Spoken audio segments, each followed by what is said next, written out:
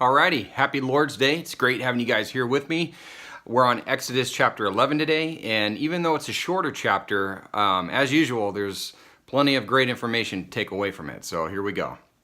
Verse 1. Now the Lord said to Moses, "One more plague I will bring on Pharaoh and on Egypt. After that, he will let you go from here.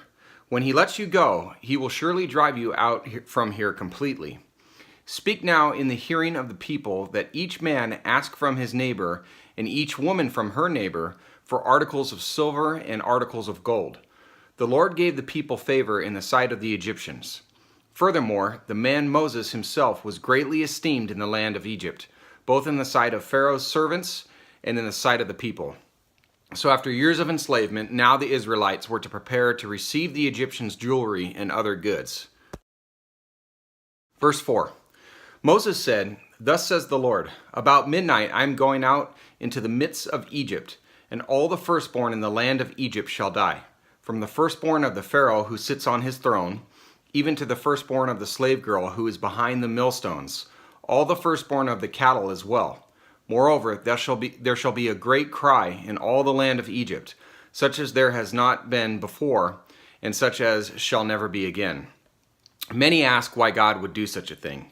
We must remember that God is sovereign over all human affairs and has way more understanding of the severity of sin and holiness than we ever will. People's prosperity or judgment is not because of God's favoritism or lack of it, but because he desires to accomplish his will on earth. Since he alone is holy, he has the right to use and dispose of mankind as he wills. Anything God does is right and good because he doesn't make mistakes. Evil is never right. We must also remember that the Egyptians were polytheists who worshiped many idols and false gods. Refusing to worship the true God, they became objects of his judgment to display righteousness before his people. Those who question his judgment have no real understanding of true holiness, the full definition of love, loyalty, sin, wickedness, and when punishment is just. Or in other words, they themselves are making judgments from their own thoughts and feelings, which various scriptures would define as wicked. Verse 7.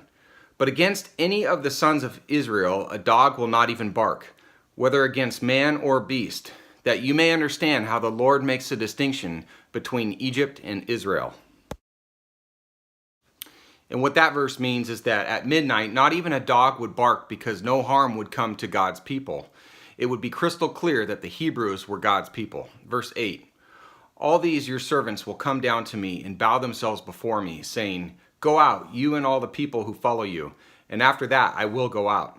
And he went out from Pharaoh in hot anger, meaning that even Pharaoh's servants would urge him to release the Israelites after having witnessed the power of the true God and knowing that he would live up to his words. Verse 9.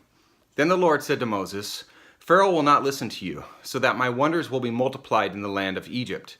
Moses and Aaron performed all these wonders before Pharaoh, yet the Lord hardened Pharaoh's heart, and he did not let the sons of Israel go out of his land. Well, we all know the saying, you mess with the bull, you get the horns. This is a good lesson to know your place in this life and give honor and respect where it is due, or pay the price. Our choice, but there will be no excuse on the day of judgment because God has been exceptionally patient and clear as to what he wants. It's up to us to listen and not harden our hearts and to learn the lessons that were left to teach us. So this is really important, still applies to today, and I hope we all have ears to hear because the day is coming. Well, I appreciate you guys being here, and God bless you. Have a wonderful Sunday, and take care.